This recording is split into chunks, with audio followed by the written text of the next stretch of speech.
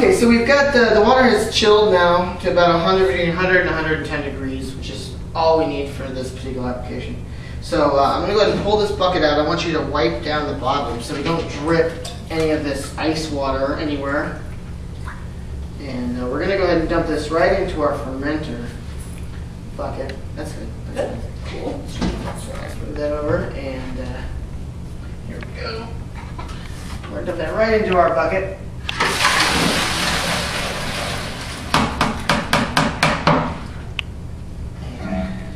Okay, so now what we have here is we have 4 gallons of, this is cold spring water. And we're going to go ahead and dump that in until we reach the 6-gallon mark. So how cold is cold? How cold should this be? Well, I stuck it in the freezer. You know, it's just cold to the touch. And basically what we want to do is we want a temperature of under 70 degrees when we pitch our yeast. Between 68 is a good temperature when we pitch our yeast. And that's also a good fermentation temperature when we're going to want to keep it at that temperature. So just water in the freezer. It's better that the water is colder, that way the water will cool down the temperature of the wort. Because we only cool it to 110. That's too hot to pitch the yeast. So by adding just cold water, it will... Can it be too cold or too hot, the water? Well, you probably, since we're in Vegas, you're probably not going to get it too cold. Okay. If this managed to drop below 60 degrees or something, we could just leave it in here. It's like 100 degrees in here right now. We could just leave it in here for a few minutes. Great. Now I have our lid, which has been sanitized, and our airlock. So what's up with these bubbles? What's that about? Well, that's bubbles from the star sand. And is that safe to... Yeah, it is. Star sand is in fact totally non-toxic. It sanitizes by creating an acid. So basically what will happen is these bubbles are acidic, and that's how it's sanitized. When you dump it over, they'll drip into the beer, but the beer has a certain pH that will just neutralize the little bubbles. So like a science. So in fact, it's totally safe. It's non-toxic. It has no flavor. It has no aroma, anything to the beer. So it's totally safe. And that's the when we say when we're filming, don't fear the bubbles. You know? Okay. So that doesn't matter. No, it does not matter. It's star sand. That's why I prefer to use star sand. Of course, if that was bleach, you would want to have to rinse it out. But star sand is a no rinse sanitizer. It's nice that way. And this is your airlock. Yeah, now this is the airlock, and we're going to set that on there, but first we're going to fill it up to the line with either clean water or vodka. Why do we do that? Well, because what will happen is it'll be in here, the air will be coming out, but anything that's going to get in there won't be able to get through the water. So why or vodka? Vodka will kill anything that gets in there. Sometimes what will happen, especially with the plastic, you'll create a negative atmosphere and it will suck back through. That happens rarely, but it will happen. It does happen occasionally. If this was water and it had some bacteria in the water, like it had gotten in there somehow, that would get sucked into the beer. We don't necessarily want that. Vodka will kill anything that comes in contact with it. So that's just a little bit safer. Like I said, typically it doesn't happen very often, but it does happen occasionally. So I prefer to use vodka or gin, just some sort of alcohol, and that'll keep it safer. Awesome. What we need to do now, before we put our yeast in here, is we need to create a real oxygenated environment for the yeast. How do we do that? Well, we're gonna what's called aerating the wort. There's a few different methods people use. I've seen people where they have stones that they put in that like fish tank stones that blow oxygen out through.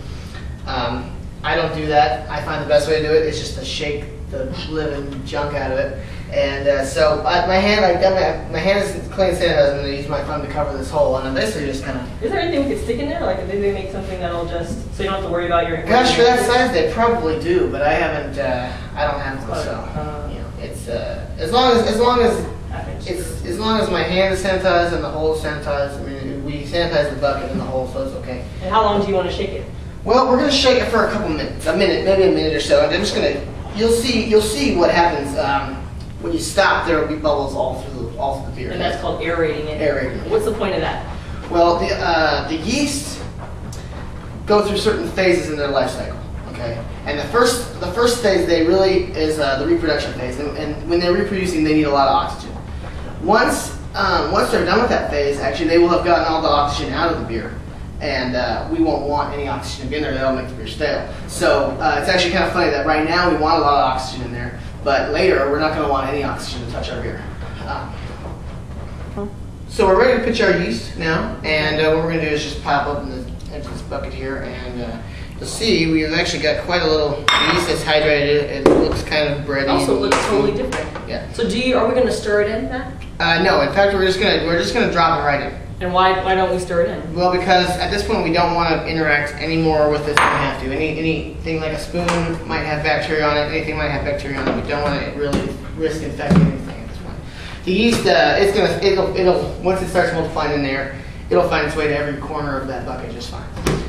So now we've got this on here nice and tight. Let's go ahead and put the airlock on. So this is just a matter of just stick it right in the hole. There you go. Nice. And we filled it up to the line with water, and that will, in about, depending on how well we aerated and how healthy our yeast was, between 8 and 24 hours, you'll start to see bubbles coming through there, and they'll start coming through pretty rapidly. And how do they escape? Well, this is just like a lid to keep things going. They'll just come right out. They'll push through the water and bubble right out the top. And that's how you know that you have a healthy, active fermentation. At this point, we're done. Cool. That's pretty easy. Yeah, we're gonna set this in a closet or somewhere cold. We can keep it probably between 68 and 75 degrees. If you don't have an area that's that cold, you can always wrap this in a wet towel, like in a bathtub or somewhere, and that will usually drop it from the ambient room temperature about 5 or 6 degrees. So then just keep that kind of moist, and that's a good way to keep it cool. So how long do I have to do that? What's our timeline from now until I have a frosty beer by my pool? Well, typically you're going to say about 4 weeks. I mean, 2 weeks is gonna it will have fermented probably all the way in 2 weeks. I like to let it sit an extra week. It's just, you kind of will get a feel for it after seeing the fermentations when it's done. And sometimes some people would prefer to then rack it into a secondary fermenter to let it clear again. Since we didn't use any actual grains or anything, this is going to be just fine like this. We're going to take this straight out of here into bottles. Yeah, so we can probably do that in about 3 weeks. Cool. 3 or 4 weeks. Excellent. And my responsibilities are just to keep this between 68 and 72 degrees, and we're going to have beer in a month. Exactly. Sound pretty good? All right. High five.